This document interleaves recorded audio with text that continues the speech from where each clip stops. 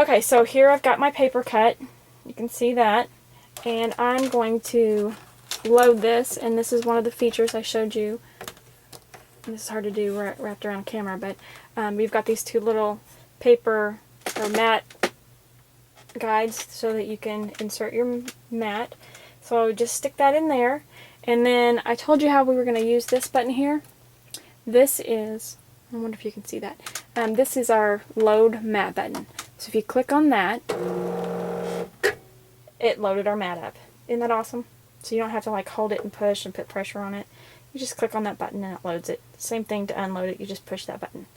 So now we're going to click on cut. And I want to zoom in on this for a minute and show you what this says. Alright, so once you hit cut, it's going to bring you to this screen. And it's going to tell you, you've got these options here. And I'm doing this left-handed, so forgive me.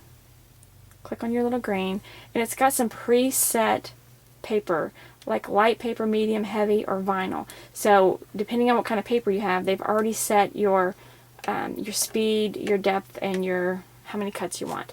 So I've got Stampin' Up! Paper in here, and it's pretty thick. It's nice paper, so I'm going to hit heavy paper. And it's telling me my speed is at 5, my depth is at 5, and 1 cut is all we need. So, and you can change your settings. If I want to go faster, I can click on that, and I can make it 6 if I wanted to. So, but we're just going to leave it at 5 and hit save. But, so you can change these, and also you can change your blade over here. But we're going to leave it at that heavy paper setting. Hit cut. Alright, and then you hit cut again. And it's going to ask you if your blade is at 6, which mine is. And there we go. Zoom in a little.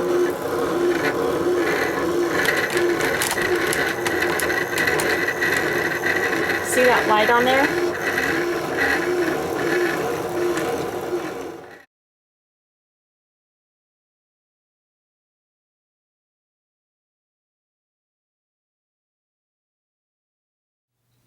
Okay, so now I have all my pieces pulled out, and you'll notice on our card, I don't know how well you can see it on the video, but there's a little score mark here. So all we're going to do is just fold that over.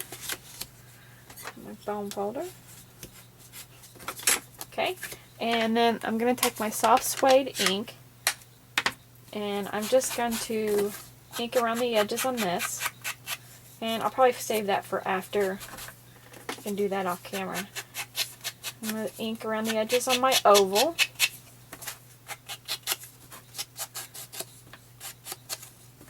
Alright, and then I'll go ahead and get my adhesive.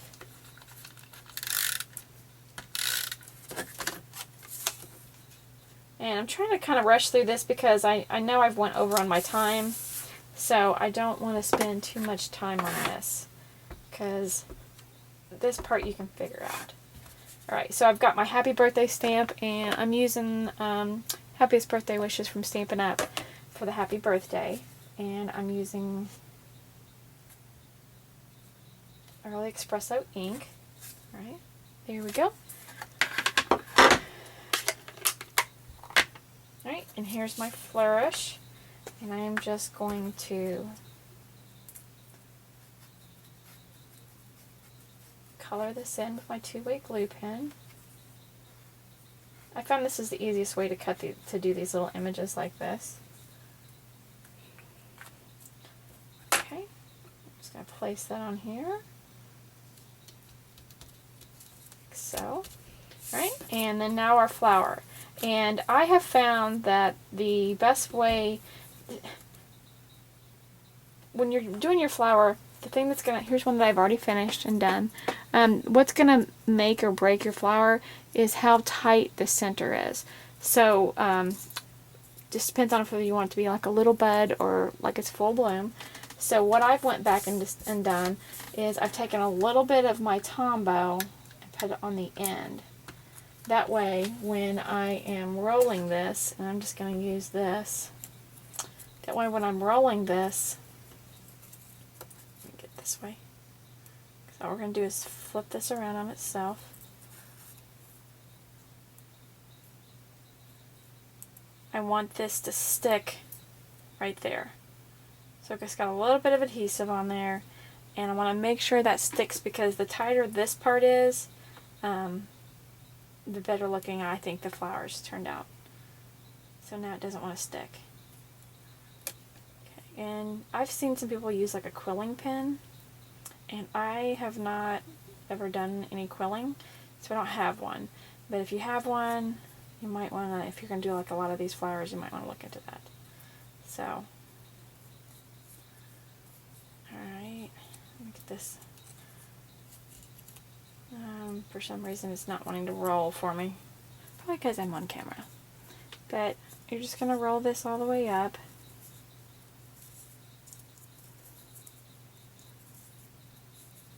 And then once you get to the center part, got this flat part here, this is where you're going to want to put your adhesive. So, let me zoom in a little bit, maybe. Okay. So as you can see, you get this little bottom part here, alright? And so when you let go, you got your little flower. Right? And then I like using Crystal Effects just because of how well it holds and how quickly it dries. But you're just going to want to put a little bit of adhesive right there and hold that down for just a second. You'll be able to tell. Just for a few seconds. And then your flower will be ready. And then you can add that to your card. Oops, going the wrong way. Okay. And then just adhere that down. And you're good to go. And you see that this one's not as tight because I haven't got it glued down yet, and so you can see how it's a little bit bigger than this one, even though they're both cut at the same size, just depending on how tight you want it. So that's our card. So I hope you enjoyed it. Sorry it took so, it went over, I think it's like over 15 minutes, but sorry about that. And our next video will be going over some more of the function features on the Expression 2. So I hope you'll come back. If you have any questions or comments, please visit my blog at www.mycricutcloset.blogspot.com, or you can also leave messages here on YouTube. Thanks for watching.